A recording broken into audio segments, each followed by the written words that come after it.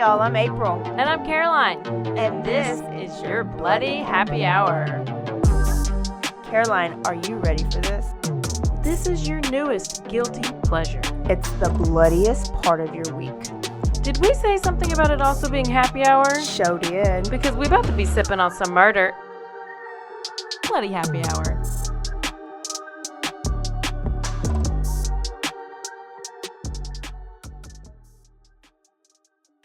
Hey y'all, this is April. And this is Caroline. This is Tuesday, your quickie episode with Bloody Happy Hour. Ooh, we got some good ones today, I'm assuming. I don't know. Yes, we actually got a lot. Not a lot, but there's been a lot in the news lately. Yeah, this past couple weeks, yeah. And I'm sure I hadn't even covered it all, but let's start off with Gabby Petito. Okay. And the Brian Laundrie quick update that came out just 2 days ago. Yeah. So Miss Roberta Laundrie has finally spoken. So Gabby Petito, that story, if you don't know it, you just were born yesterday. We did do an episode, a quickly little episode on it in the past. You can find that, or you can just Google Gabby Petito. But she's the one that was found dead, and her boyfriend, fiance at the time, Brian Laundrie, killed himself for killing her. So when they found him, they found his confession letter. And I assume when they found his notebook and stuff, they found this letter from Mom. Is that how they found this letter? I believe so. Okay. So in this letter, it was titled, or it was in an envelope. This was labeled "Burn After Reading." And in this letter, she talked about getting a shovel and helping him bury a body. Yeah. Okay? Yeah. Right now, the Petitos have a lawsuit against the Laundries and the Laundries' attorney because they think, or they know, that the Laundries knew about Gabby's death long before and chose not to disclose. And had their attorney speak out. I think that's kind of where it all comes to, how they can even bring a case or bring something to do with the, because they were having Stephen Bertolino, or whatever his name is, speak for them and giving a statement, leading the Petitos to believe that she was still alive. Oh, okay. So after all this time, Roberta Laundrie has finally spoken, and she's explaining this letter that has been the topic of conversation for a while. And she explained the burn after reading. Mm-hmm. She said that she didn't want to embarrass him because that letter contained writings that from like a book. Inappropriate. Well, she didn't say inappropriate. She says, no mother would talk to her adult son in the way that I talked to him in this letter. I would not want anybody else to find it and it embarrass him. So first I was like, ooh, what is it? Is she in love with him? What kind of weird shit is that? I mean, I did breastfeed my son till still now, and he's 21, but that's not weird at all. No, that's just joking, that's y'all. Actually Don't normal. call adult CPS. Adult CPS. She also claims that this letter was written way before they even left on this trip in 2021 to Grand Teton Park and wherever else they went, and that it was written during a time that her and her son's relationship was strained. She referenced Little Bear and another childhood story book that she used to read to Brian growing up.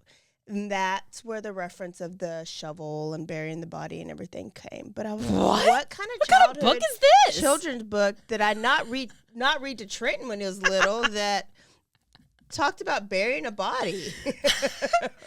Okay, Roberta. Okay. And that Gabby gifted Brian a book called Burn After Reading. And that was a movie. Was it a movie too? Yeah. Okay. I just remember it from that being like the title of a movie. But yeah. So Burn After Writing was. Writing that was the title. Yeah. Okay.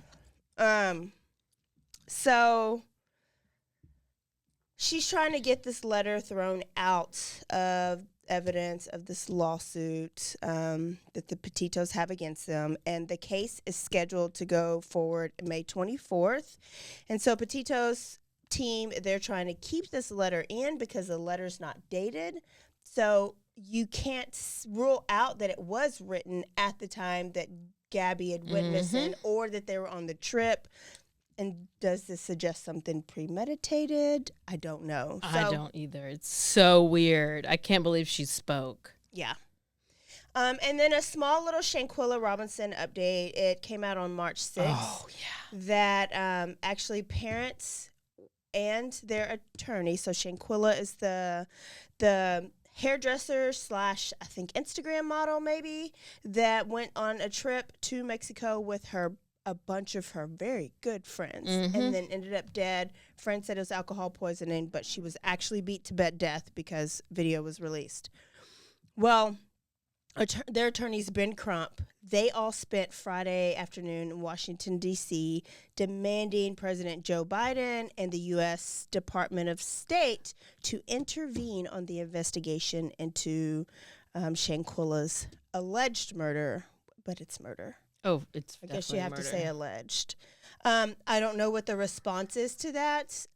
I feel like it was a conversation probably like Vanessa Guillen's parents had and when they went to the White House and sat with Trump, and they were like, it was like, Trump, you got to do something about this.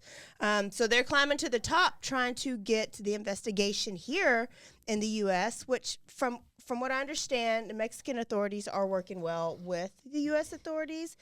But when you're dealing with multiple countries and it takes a long time. The person that was supposed to get extradited still never has been. Yeah. It's just, and we thought just she was sitting. Yeah. So I can understand that their urgency for this. Yeah, because it just like went away. It just nothing happened. Yeah. And we're going to talk about Mexico now because have you ever heard of the place Matamoros? Oh, well, I have the past week. Yes. So this is going to bring up a story that I am now going to have to do, because the last time Matamoros was big and in the news like this was when a UT student went missing down there and was found in basically a human garden of bodies after a spring break trip. Oh, yeah. Okay. Mark Kilroy was his name. We did that for a book club, and so I'm going to have to do it and cover it. It's a horrible story. So let's talk about a group of best friends. Some of them were family members from South Carolina. They have been friends their whole life, okay? They're very close. They all traveled from South Carolina to Matamoros because Lativia McGee, who's 35-year-old mother of 6, was going to get cosmetic surgery. She was getting her bum done. And I had read later that this is like her second surgery in 3 years. So she had done this before. I couldn't find if it was actually there. It would make more sense. What do you mean if it was actually there? At Matamoros. Like, did she have another cosmetic surgery done there before, and that's why she was going back, because she's familiar with it and the doctor? Or was it I don't know if else? it was there or if they were just making their way through there to get to another location, like to get to the surgery place. The surgery center was supposed to be in Matamoros. Oh, okay. Yeah. Okay. So can I ask, how do you afford this? How do I go pay for? It's so much cheaper. So yeah, but still, like, what is it? It's like a booty. It's getting your yeah, but is it like done. if it's $5,000 here, it's $500 there or something? No. I think it's probably like half the price. So instead of paying like $5,000 or maybe we'll say $7,000 here, you can get it there for $3,500 or something. I mean, I know a lot of people who. Well, I'm probably 4 or something. I don't know, people who have had successful surgeries in Mexico. Yeah, I do too. But here's what's crazy. So they're going, and her friends are going with her. So they were getting up. They were going to drop Lativia off at the place where she's going to have surgery. Her friends' name were Cheryl Orange, Eric Williams, Zendale Brown, and Shahid Woodard. Okay, now Cheryl didn't leave that morning because she left her ID. Thank you, Jesus, I bet she's saying. She left her ID, and so she wasn't going to be able to cross the border. And so the other ones went with her. They were going to drop her off and bring their ass right back across the border. One of them, I believe it was Zendel Brown, did not want to go at all. He thought it was a bad idea, but he wanted to go and be with his friends. So they could not even get to the surgery place because they get a little lost. And another vehicle, I think it was a white truck, runs into them and crashes them on purpose and starts shooting at the van. So Cheryl's back in Brownsville at the hotel waiting on her friends. She doesn't hear from them. They don't show up. She's calling them. Their phones are turned off. She files a report, I believe, by that next day. When she files the report, she had no idea where the surgery was taking place, and she had no idea what routes they were going. She just knows why they were there, who was all there, and that they're back now, not back now. By that Tuesday, so this was a Friday, I forgot the dates, but it was just last week, basically. So they found them just now, this Tuesday. Yeah. Brown and Woodard were killed. And then Williams and McGee, they were shot and they were injured. There was an arrest made for a guy, and his alias is Jose N. When they found them, he was guarding the victims in a wooden house outside of Matamoros. Now, the state is called Tamaulipas. Tamaulipas is the state that Matamoros is in. The attorney general said that right now, a kidnapping and double murder appeared to be a case of mistaken identity. That these group of Americans this cartel, because it was a cartel group that shot at him, had been confused with the rival Haitian drug smuggling gang that they had been going back and forth with. Okay. I don't buy it. I don't buy it, but I don't. You think the attorney general's covering it up? Hell yeah, he covered up the whole COVID. In Mexico? No, the Mexican attorney. Yeah. Or our attorney general. Attorney General of Tamaulipas. Oh, of Tamaulipas. Well, yeah. I don't know anything about him. Yeah. So, the survivors were alive. They had to go to a hospital in Brownsville.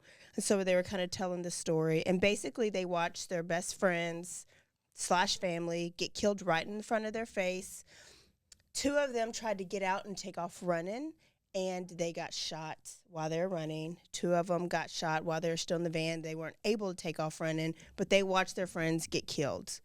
Right now, the 2 that were killed in Mexico are still in Mexico. And so they're working with Mexico officials to get their body from the Mexican funeral home and get them transported over the border into Brownsville. And then in Brownsville is where they'll have a second autopsy to see what actually happened during the days of, like, how their cause of death, and then, like, what actually went down. How did they die? And that's really it. Whenever the 2 people who survived, you might have said this, but how did they started running, they get shot, and then what happened to them? So they kidnapped. So the 2 that were still alive got forced into the back of a white truck. Okay. So there's video footage out of these gunmen grabbing them, putting them in the back of the truck, and taking them to this undisclosed location, which was an abandoned house outside of the city of Matamoros. And they just left? Did they leave them there? And then they left? One guy, Jose N., who is arrested now, was guarding them. How did they I don't know where the bodies were. So, cartel's bad there. Kidnappings are bad there. Yeah. I don't know how they found them, but there is video footage of the way that they went. Yeah. So, I mean, it's just like here, where gangs hang out. So they knew where to go, and they kind of did a blitz attack and got them. And then now they're safe at the hospital in Brownsville. One of them's been has already been released. Just sad that we have to go to Mexico or to other countries to get procedures done like this because we can't afford them here. A million American, more than a million didn't a couple of them say they were trying to get like medication or some kind of medication as well? I don't know, but I know for sure the surgery. But that happens. But that does happen, and that happens. Really especially a bunch of sad that we can't afford stuff in our own country. Yeah. We have to go risk our lives to Matamoros or what was it called? Matamoros. Yeah. And so I just kind of brought up that Matamoros is now on the do not travel list. I think, did they release that a few weeks ago? I don't know if they did, but people are like, oh, it's fine. You can still go to a resort. Resorts are safe. But you have to get to the resort. Yeah. And you have to go through these places because, you get at the airport, you got to hop into somebody's car and travel through it. So they were traveling their own van, their own white minivan. Because they drove and they got lost. So then I was like, okay, so you got lost. They probably went on the wrong road. And Cartel was like, look at these black people in this van. It's probably the Haitian gang. Boom. Like, we're not going to ask questions. Yeah. So it's crazy. It's crazy. But 1 million Americans do it a year. And Matamoros used to be a very, very popular place to go. It wasn't like Cancun, but during spring break, American college students from all over the world would go down to the Padre area. And if you were underage, all you had to do is cross over the border. Yep. You got cheap beer. You got cheap women. You had a blast. And they actually had this fun strip that they had set up for college students. And now a word from our sponsors.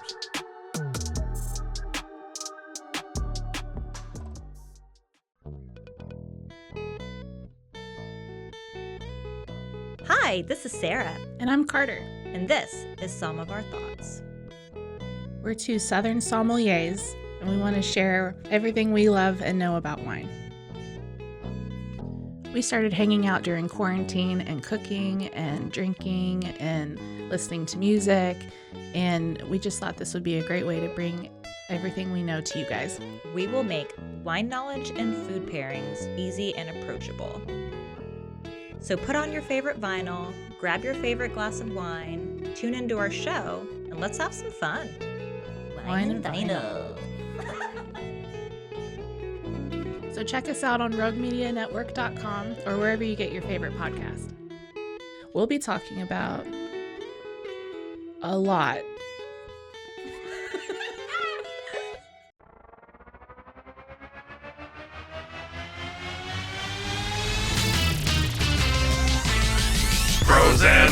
Pros and heroes. Gonna tell you about pros and heroes. Gonna tell you about. Hey, I'm Zach. And I'm Mike. And we have a fantastic new podcast to tell you about. Bros, Foes, and Heroes. It's the two of us looking into the world of comics, breaking down some characters that you may have never heard of, and some that are just absolutely ridiculous. Yeah, so Zach comes up with a character each time, and I go into it just completely blind. I don't know who this person is or what their abilities are or anything, and basically I guess we kind of go over their origin story and just some of the ridiculous stuff that maybe, especially Golden Age stuff. Oh, Golden Age stuff is always the best, and we will make sure to highlight all of the shenanigans and just absolute weirdness of everything. Yeah, that's right. So subscribe today and follow us on Instagram at Bros, Foes, Heroes. And if you don't, I know where you live. Not really, but please subscribe. Bros and Foes and heroes. Gonna tell you about bros and foes and heroes. Gonna tell you about.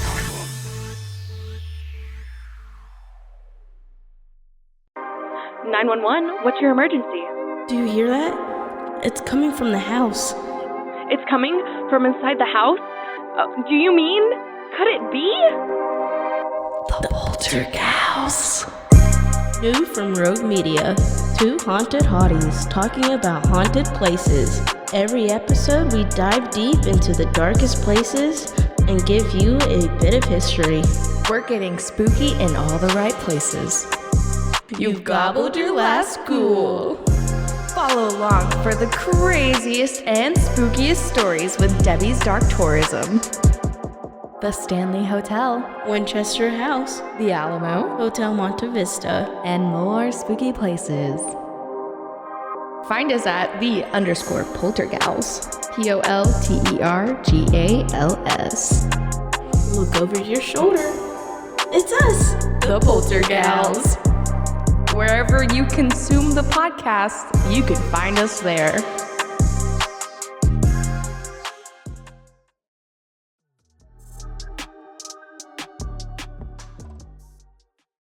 Is that like, do you know how far that is from Cancun? No. I remember being in Cancun once and it's right on the border. It's far. Oh, well, wherever we did, whoever I was with, we took a taxi, I guess, 45 minutes away to get to where there was all the clubs or whatever. Yeah. I could not imagine going and doing that now. Yeah. We would definitely be dead.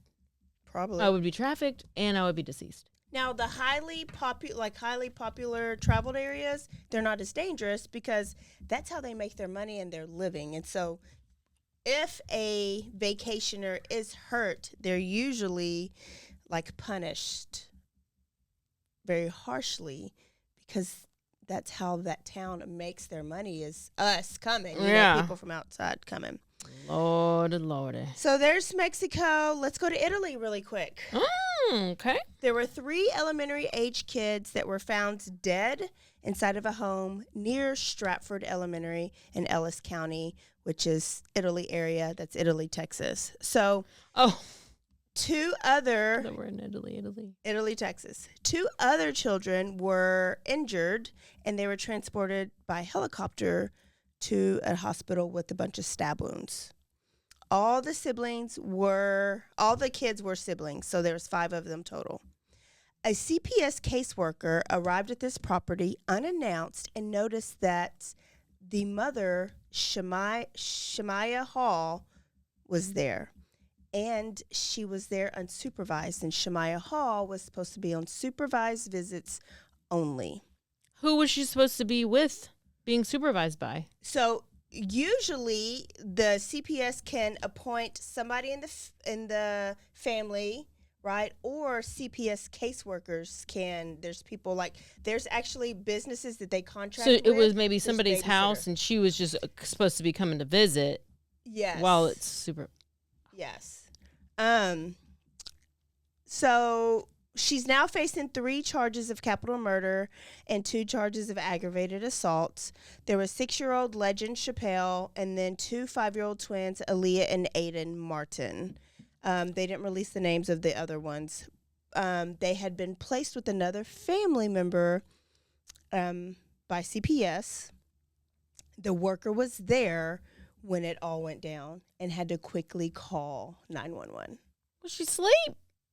The worker was asleep? No, but I mean, what do you do? Like, the worker was outside of the house. Like, she couldn't get in, but all she heard was the mother screaming and stabbing and whatever. Why was she outside? She was making an unsupervised visit. Oh. She showed up to the house unannounced, right? Yeah. To check up on these kids, which a good CPS caseworker does. Well, Shamaya's in the house, and she's not supposed to be in the house. So she looks outside, and she's desperate. She sees the CPS caseworker. She knows she's probably going to officially get her kids taken away for good, and she flips, and she stabs the kids. The workers outside can't do anything but call 911. My question, who is supposed to be the one who's the caretaker of the kids? We don't know. We just know because I'm like, if Shamaya just showed up to the house, who's watching the kids? I know. Yeah, okay. Which it happens all the time, right? It happens all the time is that, like, say it's grandma. Well, grandma can't say no to daughter. Yes, come see your kids, and something like this happens. So. And these are all her these are all her babies that she birthed. Babies. Yes. Shamila, I already lost it. It has a $6 million bond, and it's $2 million for each capital murder charge for her twin kids and the other 6-year-old boy. And it turns out this is not her first time being arrested for stabbing someone. She's just Stabby Stabberson. She's just Stabby McStabberson.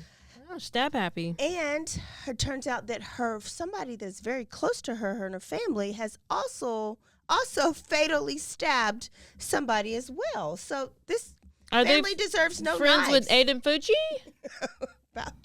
Are they? What's their issue with knives? So, I don't know. Brian Koberger, what do they need to all go to? Like, I think all the stabbing people need to just be in like one stabbing room and just see who stabs. Who wins? Last man standing. Yeah. In 2017, Shamaya stabbed her sister's boyfriend. Okay. So obviously she's out on probation or parole or something for that. Oh, but her twin sister was arrested for stabbing her 7-year-old daughter, June of 2021. What? Yes. Killed her. Stabbing and killing her 7-year-old daughter, June of 2021. By October of 21, she was ordered to go to the North Texas State Hospital. So she got some mental issues. So to this mama and this daddy, which is probably just the mama, both of your daughters have stabbed and killed their kids. Yeah. Good job. What's the problem? So people are raising the question is, okay, we obviously know this family is not a great family. Why did they place these kids with this family? Right? Why didn't they just CPS at its best? Why didn't they put them in like a foster care or something? But in that area right now, there's 70 plus children that are living in the CPS offices or are living in motel rooms that are paid by the state because there's nowhere safe for them to go. And in some cases, their behavior's so bad that nobody will take them. And that's where we get all these murders. And so it was saying like at the hotel room. Because these poor kids, man, these poor kids have no life. They have no chance. They have no. And that's why they're so mad. That's why they're so angry. Like just to know that nobody wants you or will take you. So they're even. I could take a kid, but I'm not taking a kid who's going to be real mean. They're fucking up the motel room. So now the motels are about to say, no, you can't bring these. Well, they're just going to be on the street. Send them to California. We don't care. Oh, it's get them out of Texas. It's so sad. It's not their fault. They were born in like horrible No, it's not their situations. fault at all. They were born to the stabby parents. Okay. And then my last one is May Nathan Millard. I told y'all there was a lot of news. Oh, yeah. And I have one to add at the end. Just a short update. Nathan Millard, 42 years old, from Georgia, visiting Baton Rouge for a brief work trip. He was last seen the night of February 22nd on video leaving his Courtyard Marriott. He was dressed in regular clothes, a black Carhartt shirt, some jeans, brown boots, a Columbia baseball hat. Tim Miller with EquiSearch joined because he was not seen after that, joined the group and said that they know that he went to an LSU basketball game with a client and that he went to Happy's Irish Pub on 3rd Street. But he left the pub walking out on foot about 11 p.m. because he was cut off because he was having too much to drink. But when he left, he did not leave alone. He left with a mystery man. Oh, you know what I had to think of too? They cut him off for having too much to drink. For having too much to drink. But remember, just a couple weeks ago, this bar that's now shut down because they didn't cut off the little girl, Maddie Brooks. Yep. So I bet it's around that same area. So I bet those clubs. It is. Yes, Baton Rouge. Yes. So I bet they're being extra strict now.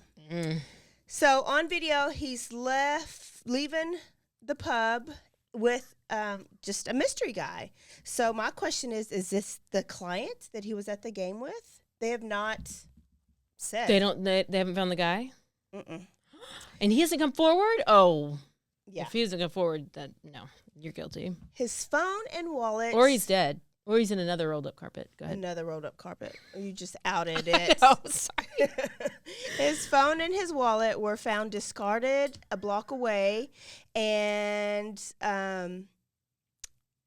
but not him. So phone, wallet in the middle of an alley. He showed up on a surveillance video near a Greyhound bus station in that area, and he was just walking, and the security guard was like, "Can I help you? Do you need some help? Do you want me to call somebody? Do you need help?" The security guard says that he looked out of place, but did not seem to be in any distress, and that he offered him help, and he did not take it. He said he was fine. Okay. So he took off walking again. He was tracked until about 4:30 a.m. on different surveillance videos at different places down in that area, so like different businesses and places, but they have not released the names of any of these places. They've only released the initial pub and the Greyhound station. But when police watch these videos, they say that he does not seem to be at any of these places unwillingly, that it doesn't look like anything criminal in nature was happening, and that he was still with this mystery man who was like falling down and bending over like he was drunk. Okay.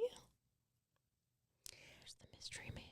On March 6th at 3:34 a.m., Nathan's body was found wrapped in plastic and rolled up in a rug in a vacant parking lot near the 2900 block of Scenic Highway for you. Baton Near Rouge some people. old funeral home. I couldn't tell what it was. I didn't know if it was a funeral home, but it was old and Or abandoned. an abandoned. Yeah, it was just in this abandoned. I'm shocked how they found him. So I saw one guy on a motorcycle, but then they interviewed another guy that said he was driving with his windows down and he smelled it. So he gets out and looks. At 3:34 a.m., I think that's sus. That's a real suspicion. What are you I was doing like, at 3:34 a.m.? You're just out there smelling. I would be like, oh, somebody's smoking weed. I don't know. I never smelled a dead body before. Yeah. I kind of want to because I want to know what it smells like so I can recognize the smell. But I'm sure it's like real bad trash and dirty feet. And poop. That's what he was like. Is it a dead animal? And he was like, no, it's worse than a dead animal. Are people dumping old food out here? Nope, it was worse. And then he saw feet. Maybe he was coming home from work. Yeah, I was like, he had to have not been drunk, or was he? Drunk me probably would have been like, let's go see. I'd be like, I see feet. So, So police say that is where he was left, but most likely not where he died. But they want to know who this man was on the video. And then, like, what happened and why, like, dump his body. They say that there is no signs of foul play. What? You rolled in a rug and plastic in a parking lot. What? No. Okay, are we back in the Everywhere UK? else. Are we back in the UK and Hong Kong? Like, where are we?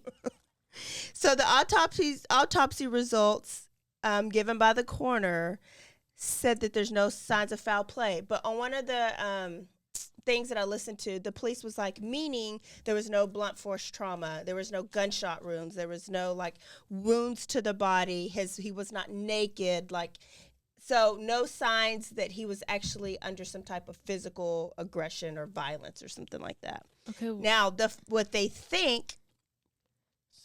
Somebody injected him with something? Like what? Yeah. And so they're doing... And then they rolled him in the rug. Police think that, like, he died somewhere else and somebody rolled him up and discarded of him in a panic.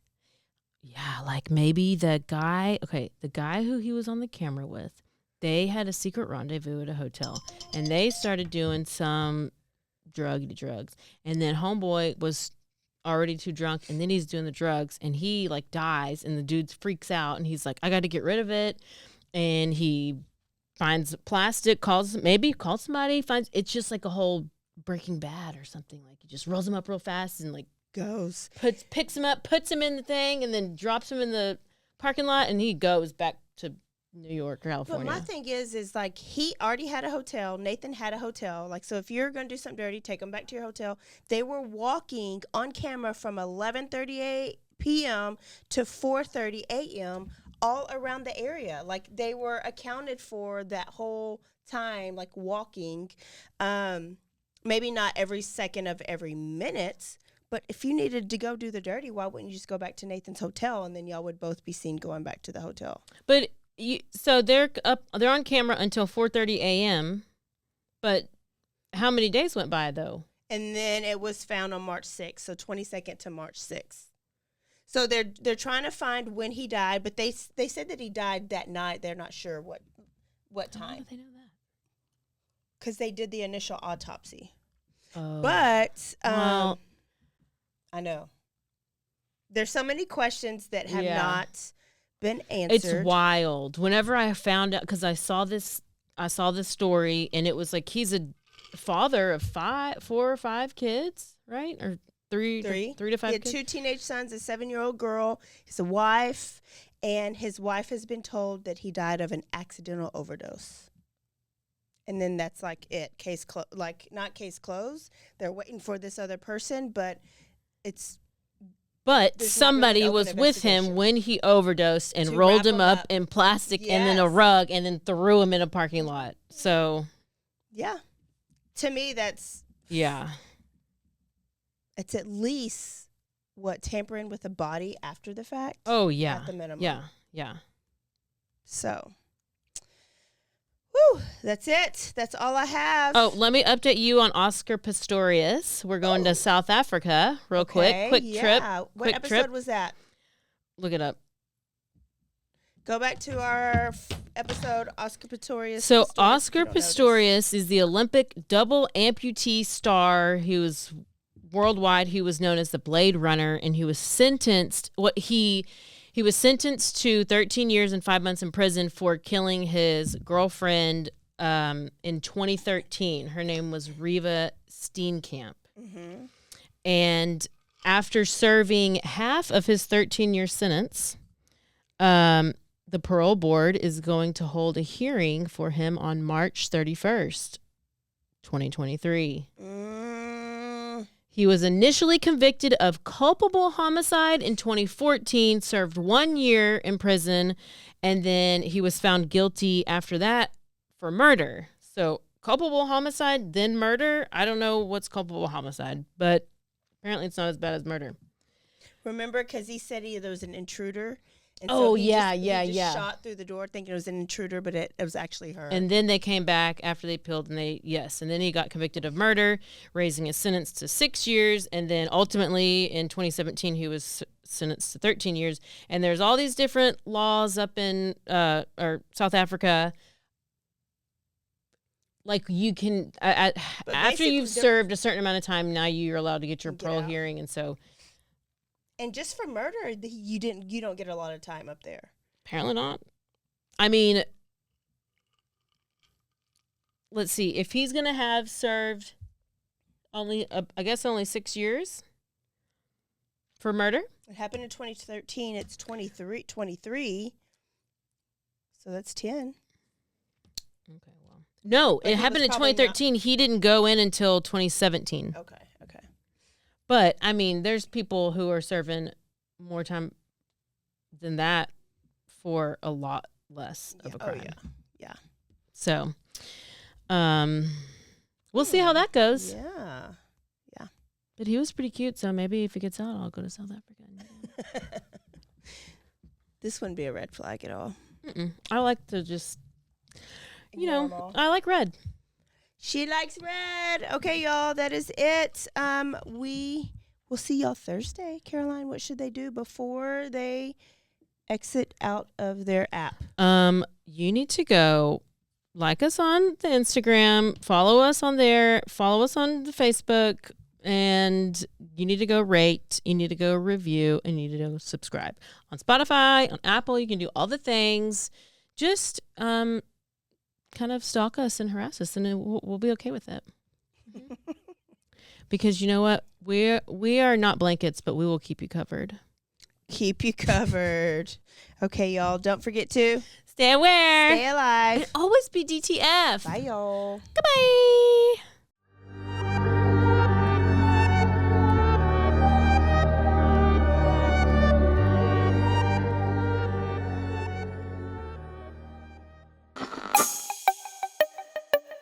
This has been a Rogue Media podcast.